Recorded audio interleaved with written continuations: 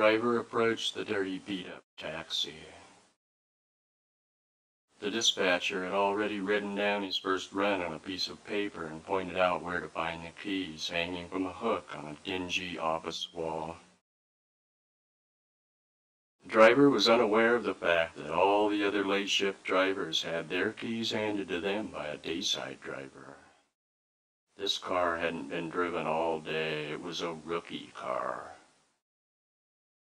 Someone had drilled a hole in the dashboard behind the steering wheel and a fuel line had been partially cut. Breathing gas fumes for 12 hours was part of being a rookie at Cheap Date Taxi.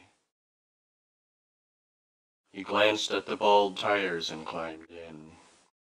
The inside of the vehicle smelled of old sweat, vacuumed and perfumed vomit and pee mixed with spilled booze and dried up sperm. All the smells melted together and created a mystery taxi odor.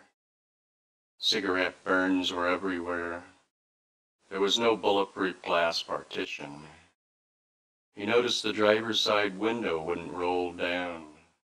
The door wouldn't lock. None of the locks in the car worked. He turned on the radio. "Come on, damn it, car 25, turn on your radio." The driver had received his first transmission. He keyed in. "It's on." "Good, quit screwing around and get rolling, rookie." He put the ignition key in and turned it. The engine sputtered to life and began idling rough. He shifted into reverse and tried to back out of the lot. It died. He started the engine again and feathered some gas in with the brake to keep it going in reverse.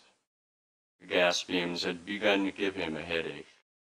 Only 12 hours to go.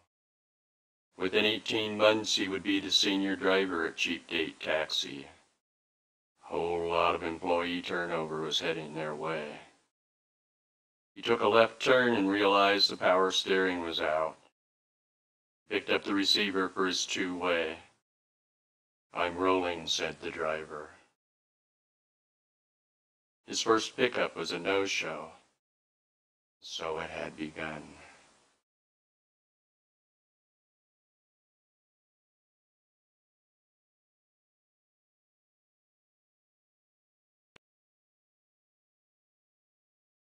The Beard Vomit Brothers.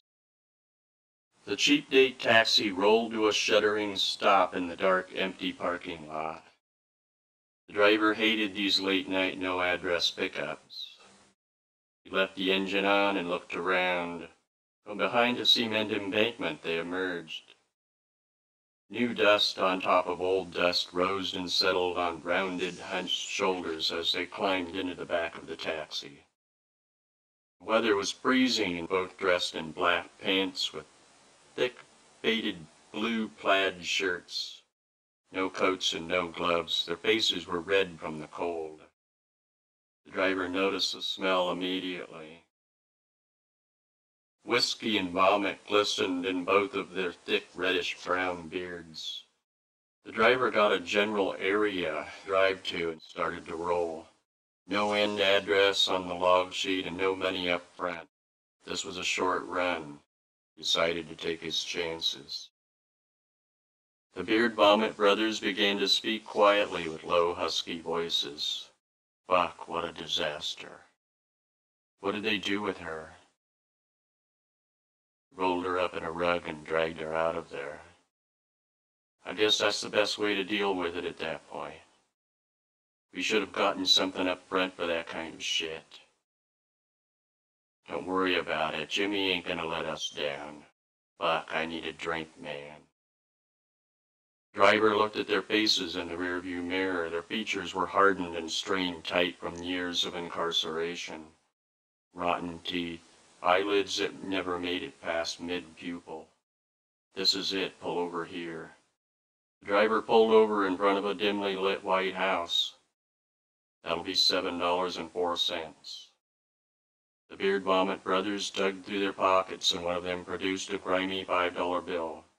His hands were scaly and leathery with fingertips hardened with superglue. $2 short, fuck. Let me run into the house and get the rest. I'll let my bro stay here while I go in. The driver made no eye contact with the other man while they waited. It seemed like forever.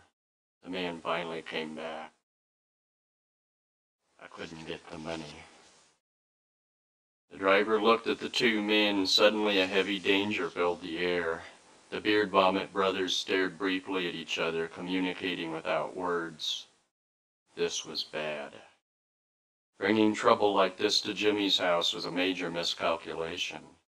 Not paying the taxi driver could only mean one thing: police. Temporary solutions were all they really knew. They stared again at each other with expressions of resigned grimness as one of them began to reach for the back of his belt, for his gun. The driver was about to be murdered over a lousy $2. They'd drive the taxi somewhere and park it, then they'd walk. Probably further than if they'd never called for a taxi in the first place. The driver began to speak. "Hey, I've seen you guys around. Don't sweat the $2, man. I'll run into you in a week or two and you could pay me back plus a tip. Absolutely no problem." The heavy curtain of despair was lifted off the two men. The one who did all the talking flashed a half-toothed smile. "Oh yeah, man, we're gonna pay you the money back. Yeah, plus a tip." The driver said goodbye and drove off into the frozen night. Still alive. Move on to the next fare.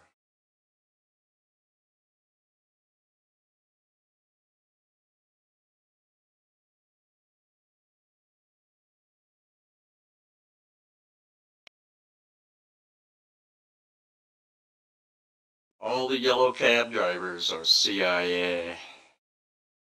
It was a wet and foggy Tuesday night. Cold and miserable, he thought.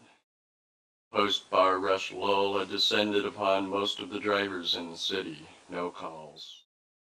The driver was sitting with his chin on top of the steering wheel, holding his left eye open with his left thumb. This was a good forced consciousness technique that an old driver had taught him. Then there was a knock at the driver's window. A hand that came straight up from the ground below the taxi was the source. The driver bolted straight upright, suddenly wide awake. A man had snuck up on the taxi. He reached up and rapped on the window while on his back on the pavement. The driver opened his door an inch to communicate with him. "Are you hurt?" he asked. "No, but I need a ride." He pulled himself up to his feet, dusted himself off, and walked in a strange half-hop, half-gallop to the passenger side door. He got in and handed the driver a $5 bill. "Just go that way for a while." He turned the key in the ignition, put the car in gear, and started the meter. The man was sitting with his head between his legs, keeping himself lower than the bottom of the car's windows.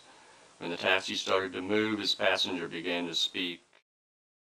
"I've got something very important to tell you," he said. The driver was finding it difficult to keep the vehicle going forward in a straight line. The man seemed to create disorientation. "All the yellow cab drivers are CIA," the crouching man said while putting a shush finger to his lips. "Don't ever tell anyone any of this or both of us will be murdered." The driver frowned and almost sideswiped a parked car. "Okay, stop here." He stopped the car, forgetting to even pull over to the curb. "This is where I get out," he said. "But we've only gone 2 blocks. Keep the change. My work is done here. Remember." He put the shush finger back to his lips and then got out and ran at top speed down a darkened alley. The driver wished he could lock the door behind him, then looked for a more secluded place to hide until quitting time.